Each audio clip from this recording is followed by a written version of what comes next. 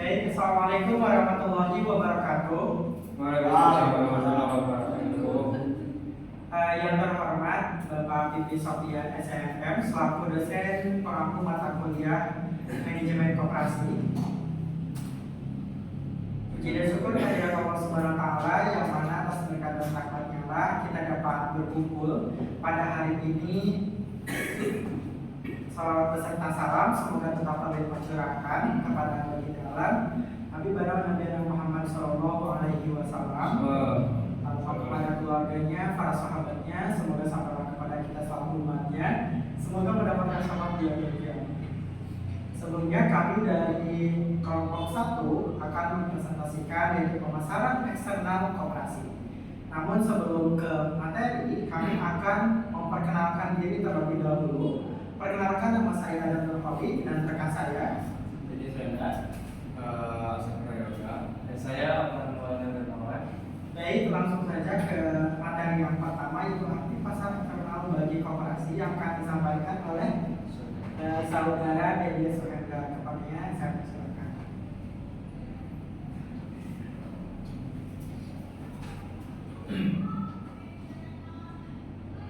Baik, yang pertama itu arti pasar eksternal bagi koperasi. Di pasar eksternal bagi koperasi ini merujuk pada dasar luar koperasi, yaitu pasar di mana koperasi menjual produk dan jasa mereka kepada konsumen atau bisnis lain. Pasar eksternal juga dapat diartikan yaitu hubungan atau transaksi bisnis antara perusahaan koperasi dan non-anggota. Manfaat pasar eksternal bagi koperasi di sini ada 4. Yang pertama yaitu meningkatkan penjualan dan pendapatan, yaitu dengan menjual produk dan jasa ke pasar eksternal, koperasi dapat meningkatkan volume penjualan dan pendapatannya. Hal ini dapat membantu koperasi untuk tumbuh dan berkembang cepat. Yang kedua adalah meningkatkan kualitas produk dan jasa, yaitu dengan menjual produk dan jasa ke pasar eksternal, koperasi dapat meningkatkan volume penjualan dan pendapatannya. Hal ini dapat membantu koperasi untuk tumbuh dan untuk dapat mendorong koperasi untuk melakukan inovasi dan meningkatkan kualitas produk dan jasa mereka. Yang ketiga untuk meningkatkan visibilitas dan reputasi. Dengan produk dan jasa yang ada di pasar eksternal, koperasi dapat meningkatkan visibilitas dan reputasinya di masyarakat. Hal ini tentu dapat membantu koperasi untuk membangun citra yang positif dan meningkatkan kesadaran konsumen terhadap koperasi itu sendiri. Dan yang keempat itu meningkatkan hubungan dengan pemasok dan mitra bisnis. Dengan adanya produk dan jasa di pasar eksternal juga, koperasi dapat membangun hubungan yang baik dengan pemasok dan mitra bisnis. Hal ini dapat membantu koperasi untuk memperluas jaringan bisnisnya dan meningkatkan akses ke sumber daya pasar yang lebih besar. Oke, di sini ada tugas koperasi di pasar eksternal, yaitu untuk menjual produk atau jasa mereka kepada konsumen atau bisnis lain di luar koperasi.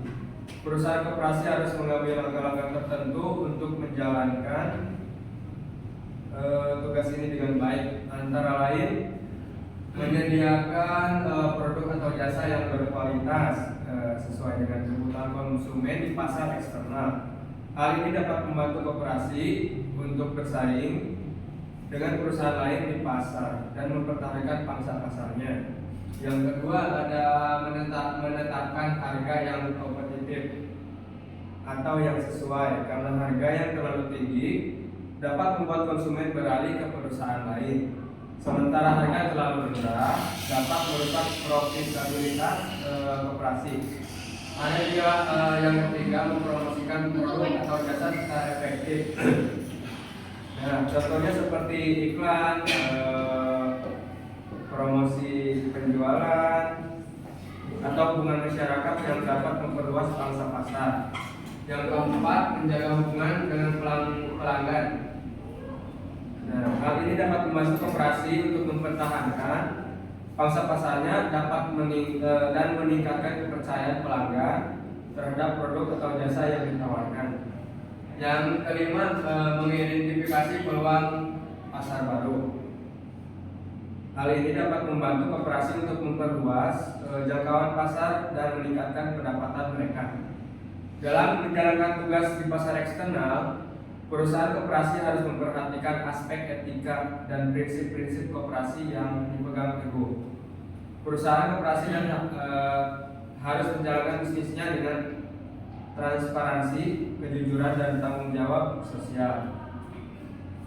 Yang selanjutnya ada karakteristik pasar eksternal koperasi. Nah, menurut Zimmerer, pemasaran adalah proses penciptaan dan penyampaian barang dan jasa yang diinginkan pelanggan, yang meliputi kegiatan yang berkaitan dengan menarik dan memperhatikan pelanggan setia. Rahasia kesuksesan pemasaran koperasi di pasar eksternal pada dasarnya adalah memahami siapa pelanggan koperasi, apa kebutuhannya, permintaannya, dan keinginan mereka sebelum pesaing menawarkan produk dan jasa yang sama. Pada koperasi, fungsi pemasaran melekat pada seluruh aspek kegiatan perusahaan koperasi, memengaruhi setiap aspek kegiatan dari keuangan dan produksi sampai perekrutan tenaga kerja dan pembelian bahan. Dengan semakin bergejolaknya lingkungan global, manajemen koperasi harus memahami pentingnya pengembangan strategi pemasaran koperasi yang relevan di pasar eksternal. Secara umum, karakteristik secara umum pemasaran koperasi. Di sini ada beberapa kemampuan.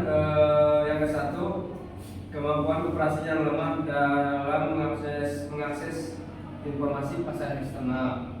Yang kedua, daerah pemasarannya terbatas dalam lingkup lokal. Tiga, kesulitan atau kekurangan kemampuan mencari dan menemukan agen atau pembuka outlet, terutama di luar negeri. Yang keempat, kuatnya persaingan pasar produk terutama oleh pengusaha besar. Yang kelima, kemampuan yang lemah dalam manajemen pemasaran yang mengakibatkan strategi pemasaran kurang dominan. Yang keenam, kurangnya mampu manajer koperasi menyewa sarana dan tempat penjualan. Dan yang terakhir, banyaknya penjiplakan atau pemalsuan produk. Selanjutnya akan diterangkan oleh. Baik, selanjutnya adalah riset pasar eksternal koperasi. Apa sih riset pasar eksternal koperasi? Riset pasar atau market research merupakan sarana untuk mengumpulkan informasi yang menjadi dasar perencanaan pasar. Riset ini mencakup kegiatan sistematis dalam pengumpulan, analisis, dan interpretasi data yang berkaitan dengan perusahaan, pelanggan, dan pesaing suatu perusahaan. Riset pasar eksternal dilakukan untuk mengurangi risiko yang berhubungan dengan pengambilan keputusan manajer atau pengelola.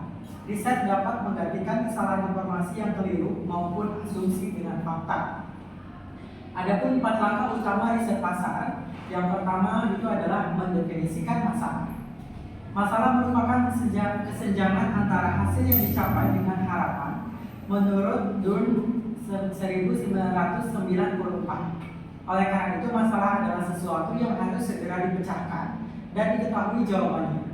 Guna mendapatkan jawaban yang tepat, masalah harus terlebih dahulu didefinisikan dengan benar.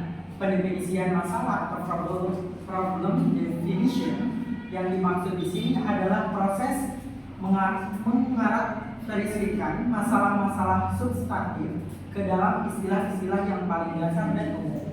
Guna mencari permasalahan, perusahaan koperasi dapat mengajukan beberapa pertanyaan yang berkaitan dengan kegiatan bisnis koperasi. Yang kedua adalah mengumpulkan data. Perusahaan koperasi dapat mengumpulkan pendekatan pemasaran perorangan 1-1 atau face to face atau individualized one-to-one marketing di pasar eksternal untuk mengumpulkan data dari setiap konsumen, kemudian mengembangkan program yang dirancang khusus untuk menarik kebutuhan, selera, dan kesukaan mereka. Koperasi yang mengikuti pendekatan ini mengetahui pelanggannya, mengerti cara memberikan hal yang bernilai yang diinginkan pelanggan, mengetahui cara membuat mereka merasa khusus dan penting.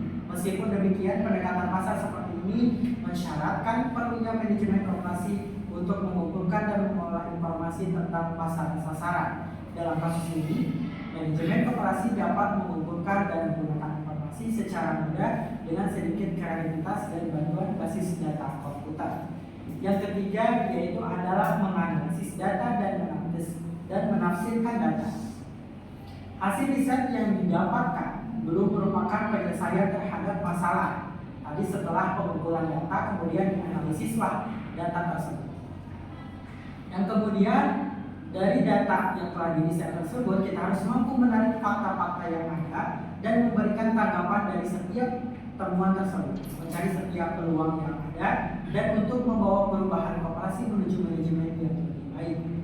Yang terakhir adalah menarik kesimpulan dan bertindak. Menarik kesimpulan dan bertindak, proses riset pasar belum lengkap bila manajemen koperasi belum bertindak berdasarkan informasi yang dikumpulkan. Dalam banyak kasus kesimpulannya menjadi jelas begitu manajemen menafsirkan hasil riset pasar. Berdasarkan pemahaman atas arti fakta-fakta yang diperoleh, manajemen koperasi harus memutuskan bagaimana menggunakan informasi tersebut dalam bisnis. Riset pasar menyeluruh merupakan dasar dari perencanaan pemasaran yang berhasil. Terdapat beberapa sumber informasi riset pasar. Antara lain yang pertama adalah survei pelanggan dan question. Sebenarnya survei pelanggan ini bisa kita lakukan secara langsung, tetapi karena survei pelanggan itu kita tidak mengetahui si orangnya, jadi menggunakan question. Survei pelanggan dan kuesioner buatlah dengan singkat. Susun pertanyaan dengan cermat sehingga hasilnya tidak bias. Gunakan sistem pemeringkatan sederhana dan uji survei terhadap masalah pada sekelompok kecil orang sebelum menerapkan. Kedua adalah kelompok fokus. Susun daftar dari sejumlah kecil pelanggan untuk memberikan umpan balik mengenai persoalan-persoalan tertentu dalam bisnis koperasi. Misalnya berkaitan dengan kualitas barang, kenyamanan, dan lain-lain. Yang ketiga adalah transaksi harian. Manfaatkan sebanyak mungkin data yang ada dalam catatan perusahaan dan transaksi sehari-hari. Yang terakhir, gagasan lain, misalnya sistem atau setara. Ada penelitian sekunder yang menggunakan basis data, bukan secara langsung dari responden. Sumber informasi diantaranya dapat diperoleh dari direktori bisnis, data direct email, data demografis, data sensus, ramalan, riset pasar pihak lain, artikel, media massa, data setempat, dan lain. Baik, selanjutnya akan disampaikan oleh saudara Omar. Oke, baik, selanjutnya adalah bauran pemasaran pasar eksternal operasi. Pada kesempatan kali ini tidak jauh berbeda ya sama dengan minggu kemarin, yaitu membahas mengenai pasar internal operasi, yaitu baurannya masih sama. Yang pertama itu ada produk, ada distribusi, ada harga, dan juga ada promosi. Produk koperasi adalah barang atau jasa yang ditawarkan suatu perusahaan koperasi kepada anggota atau non-anggota koperasi yang menjadi pelanggannya. Melalui produk lah, koperasi akan menikmati keuntungan atau malah justru mengalami kerugian. Produk tersebut terdiri dari barang-barang yang dihasilkan oleh perusahaan koperasi itu sendiri untuk ditawarkan kepada anggota atau non-anggota. Kedua, barang-barang yang dibeli dari perusahaan anggota untuk dijual kembali kepada non-anggota. Yang ketiga yaitu barang-barang yang berasal dari non-anggota dan dipasarkan kepada anggota atau non-anggota.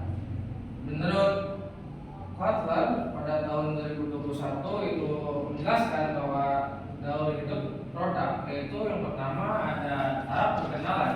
Selanjutnya setelah tahap perkenalan lanjut ke tahap pertumbuhan atau penerimaan suatu produk, dan selanjutnya tahap pematangan atau tahap persaingan, kemudian tahap penjenuhan pasar, dan yang terakhir adalah tahap penurunan suatu produk.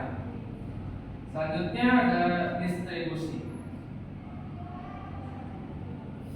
Distribusi adalah atau merupakan segala aktivitas pemindahan barang dari produsen hingga konsumen. Salah satu unit yang sangat membantu dalam jalannya proses distribusi adalah unit distributor.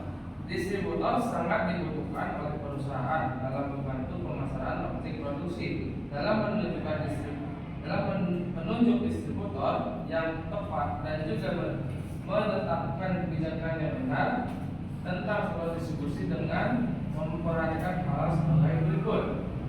Yang pertama yaitu melakukan riset dan analisis yang lebih mendalam terhadap pihak-pihak lembaga yang terkait dalam menunjang proses pemasaran.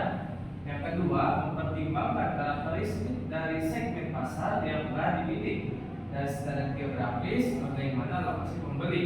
Yang ketiga, memperhitungkan seberapa besar persediaan produk yang dipasok yang disesuaikan dengan seberapa besar dengan kebutuhan konsumen. Yang keempat, memperhitungkan dengan segala jaringan pemasaran yang dimiliki agar dapat didaya upayakan secara maksimal sehingga hasil pemasaran yang disokong dari proses distribusi dapat memberikan hasil yang optimal. Kemudian ada beberapa alternatif jika koperasi menghasilkan produk tersendiri. Yang pertama yaitu dari perusahaan koperasi langsung kepada pelanggan. Yang kedua dari perusahaan koperasi disalurkan terlebih dahulu kepada pengecer, kemudian ke pelanggan. Selanjutnya yang ketiga itu ada dari perusahaan koperasi disalurkan terlebih dahulu kepada pedagang besar, kemudian kepada pengecer, dan terakhir langsung ke pelanggan atau konsumen. Di sini ada beberapa hal yang perlu dipertimbangkan dalam memilih saran distribusi. Yang pertama yaitu mempertimbangkan pasar, yang kedua mempertimbangkan produk, yang ketiga mempertimbangkan perantara, dan yang keempat mempertimbangkan perusahaan. Selanjutnya ada harga atau price.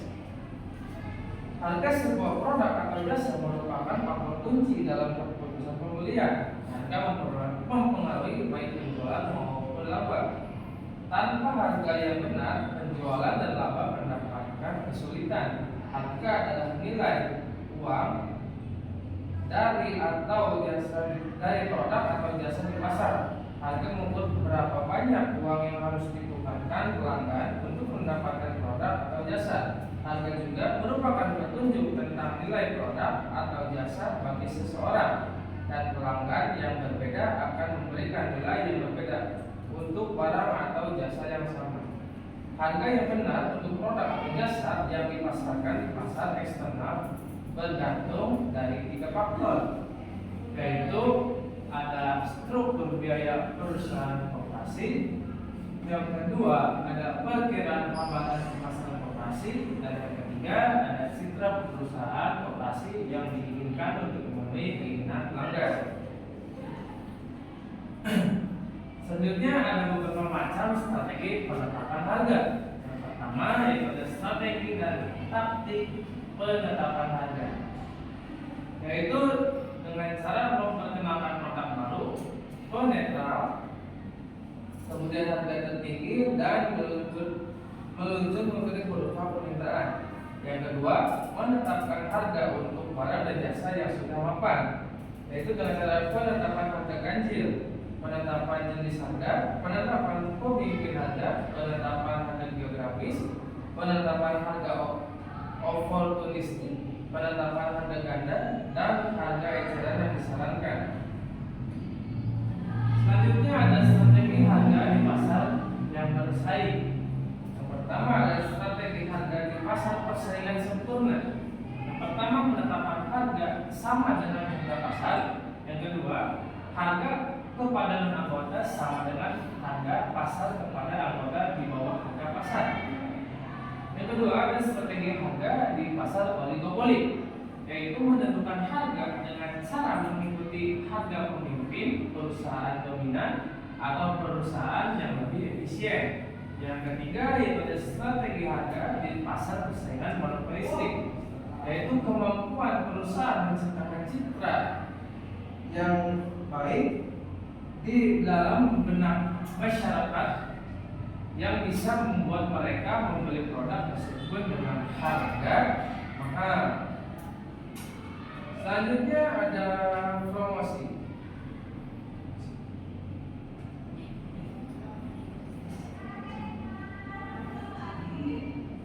Promosi menyambut baik periklanan maupun penjualan secara pribadi. Tujuannya adalah menginformasikan dan membujuk pelanggan. Iklan mengomunikasikan manfaat barang atau jasa ada calon pelanggan melalui media massa. Penjualan secara pribadi melibatkan seni membujuk dalam penjualan dengan menciptakan citra tertentu dalam pikiran pelanggan. Promosi adalah semacam bentuk komunikasi persuasif yang dirancang untuk menginformasikan pelanggan tentang produk atau jasa dan untuk mempengaruhi mereka agar membeli produk atau mengonsumsi produk yang telah diproduksi. Kegiatan promosi tersebut diarahkan pada pencapaian tujuan diantaranya menyebarkan informasi produk kepada target pasar potensial, mendapatkan kenaikan penjualan dan profit, mendapatkan pelanggan baru dan menjaga kesetiaan pelanggan, menjaga kestabilan penjualan ketika terjadi lesu pasar, membedakan serta mengunggulkan produk dibanding produk pesaing. Dan yang terakhir, membentuk citra produk di mata konsumen sesuai dengan yang diinginkan. Oke, di sini ada beberapa cara penginformasian produk. Yang pertama ada publisitas. Publisitas adalah segala macam bentuk berita komersial yang diliputi oleh media yang mendorong penjualan tetapi tidak perlu dibayar oleh perusahaan. Yang kedua adalah penjualan perorangan.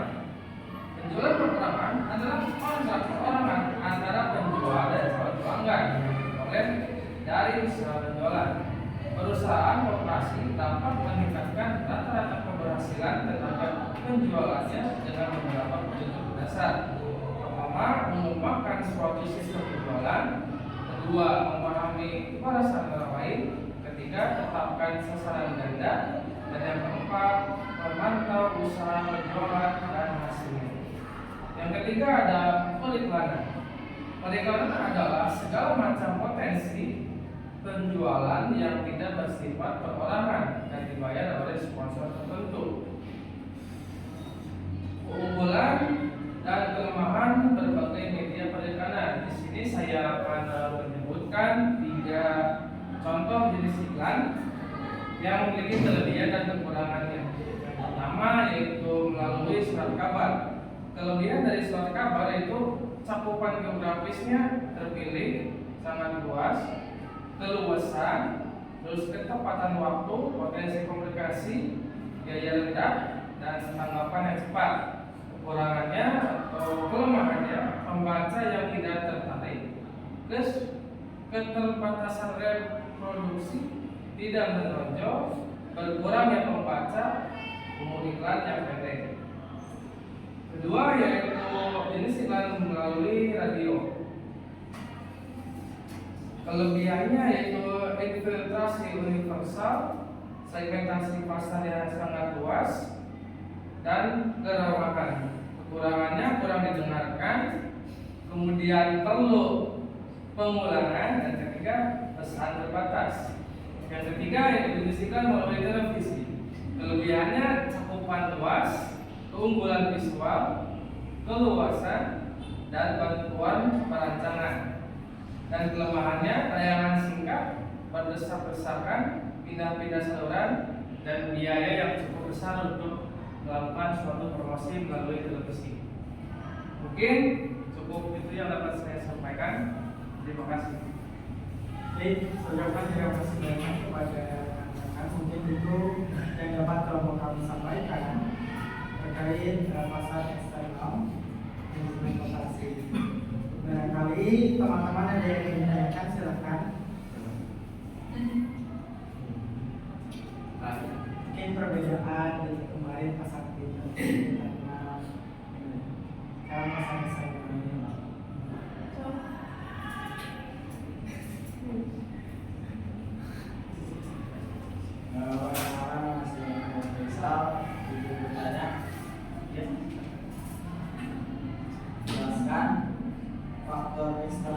saja yang harus diperhatikan dalam menganalisis peluang dan ancaman yang akan dihadapi perusahaan koperasi?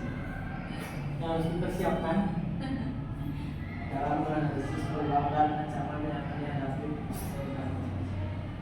Ancaman, Peluang dan ancaman. jelaskan faktor eksternal saja ancaman baik. Ancaman Yang akan dihadapi Yang akan dihadapi perusahaan koperasi.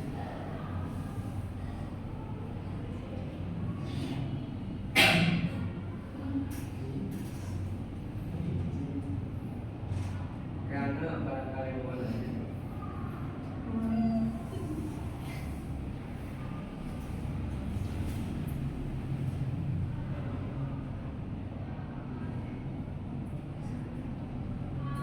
Jadi ada lagi yang ingin ditanyakan? Silakan.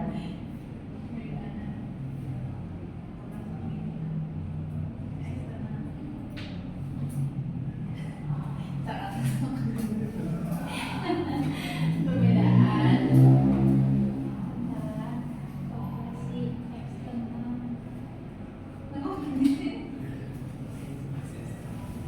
dan internal. Pemasaran kayak gitu maksudnya.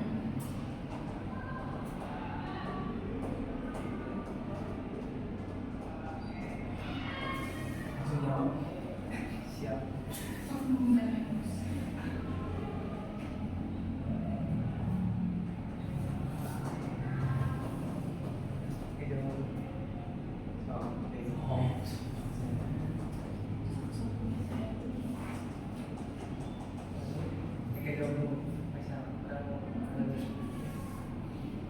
Baik, saya akan menjawab pertanyaan dari Faisal. Jelaskan faktor eksternal apa saja yang harus dipersiapkan dalam menganalisis ancaman yang akan dihadapi perusahaan koperasi. Ada beberapa faktor eksternal yang harus dipertimbangkan dalam menganalisis ancaman yang akan dihadapi oleh perusahaan koperasi. Di antaranya pertama adalah lingkungan ekonomi.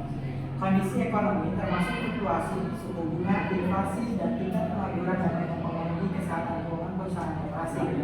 Perubahan kebijakan ekonomi seperti kebijakan perdagangan dan perubahan tarif juga dapat berdampak signifikan terhadap operasi perusahaan koperasi.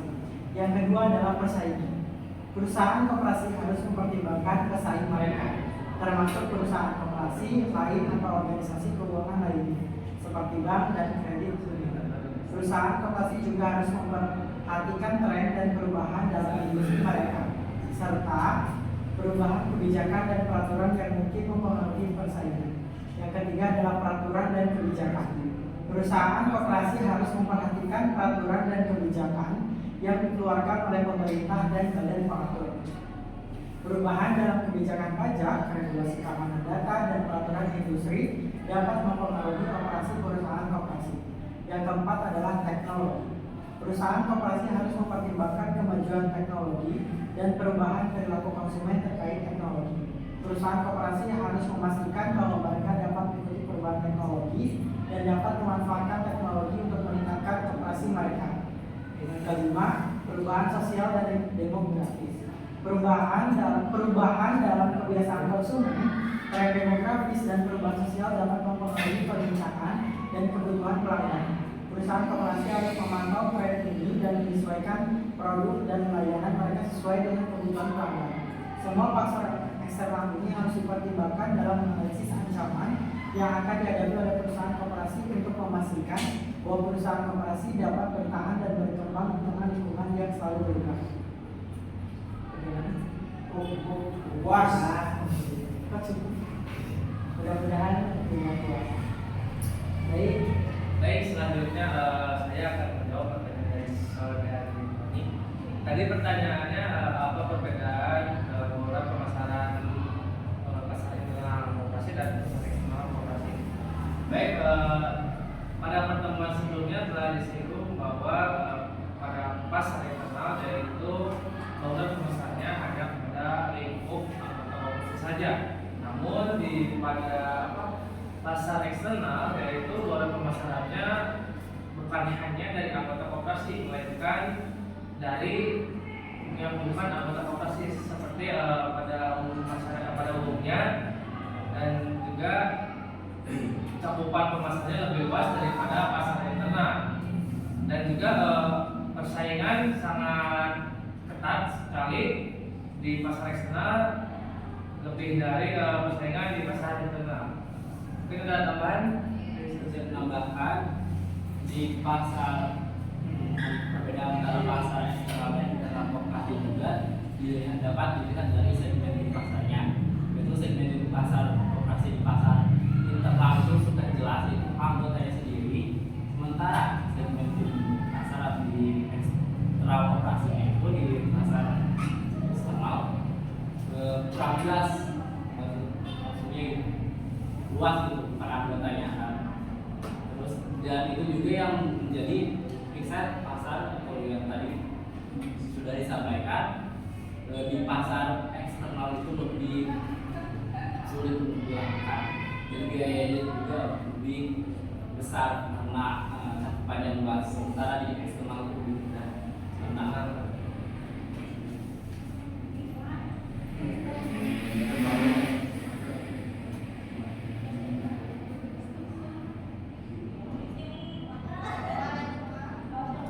Bagaimana, puas? Paham? Serius? Nah, ada tambahan dari segi harga. Kalau dari segi harga misalkan perbedaannya antara internal sama eksternal, internalnya lebih harganya lebih ke rendah turun. Kalau misalkan eksternal cakupannya kan lebih luas, jadi harganya lebih ditingkat sedikit. Ya, oke. Oke, terima kasih kepada pendampingnya. Semoga jawabannya tidak puas, bisa mencari sumber-sumber lainnya. Mungkin itu yang dapat kelompok kami sampaikan. Kurang dan lebihnya mohon dimaafkan. Assalamualaikum warahmatullahi wabarakatuh.